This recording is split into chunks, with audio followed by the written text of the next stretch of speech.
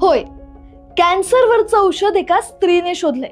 म्हणजे एक काळ होता जेव्हा स्त्रियांना सायन्स रिसर्च करायलाही मनाई होती. त्याच काळात पुरुषी मेंदूंची सत्ता असतानाच ही स्त्री या सायन्सच्या रेसमध्ये उतरली आणि सोबतच 2 नोबेल पुरस्कार जिंकणारी पहिली व्यक्ती ठरली. ती स्त्री होती मेरी क्युरी. शाळेत सायन्सच्या पुस्तकात हे नाव तर तुम्ही ऐकलंच असेल.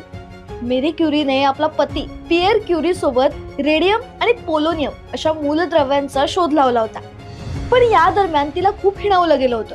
अगदी अल्बर्ट आईन्स्टाईन यांनीही तिच्याबद्दल वाईट उद्गार काढले होते. तिची थट्टा मस्करी केली होती. नंतर तेच आईन्स्टाईन तिच्या कामाच्या भयंकर प्रेमात पडले. ज्यावेळी तिने रेडियमचा शोध लावला होता तेव्हा तिला हे अगदी विचित्रच मूलद्रव्य वाटलं.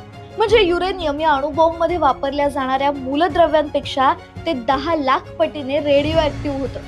त्याला काळ्या कागदात गुंडाळलं तरी तो बाजूच्या पदार्थांवर सुद्धा परिणाम करायचा. त्यातून निघणारी किरणं जंतू, पेशी, वनस्पती, प्राणी यांनाही नष्ट करून टाकायची. ही किरणं अदृश्य होती पण खूप शक्तिशाली होती. आता ही किरणं जर पेशी सुद्धा मारतायत तर याचा वापर कॅन्सरच्या पेशी मारायलाही होईल असं मेरीला वाटलं. आणि नेमकं तसंच झालं. मनुष्याच्या इतिहासातल्या सर्वात मोठ्या शोधांपैकी हा एक शोध होता. आणि आजही जगातले लाखो कॅन्सर पेशंट्स तिने लावलेल्या या शोधामुळेच उपचार घेत आहेत. कॅन्सर उपचारांमध्ये रेडिएशन थेरपीची सुरुवात झाली. आज जगभरात ब्रेस्ट कॅन्सर, ब्रेन ट्यूमर, फुफ्फुसांचा कॅन्सर, प्रोस्टेट कॅन्सर अशा वेगवेगळ्या कॅन्सरमध्ये याचा वापर होतो.